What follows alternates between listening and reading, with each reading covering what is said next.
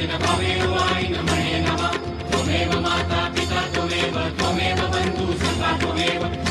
विद्या दृढं त्वमेव सर्वं मम देवदेव कायेन वाचा मनसेन्द्रिये वा बुद्ध्यात्मना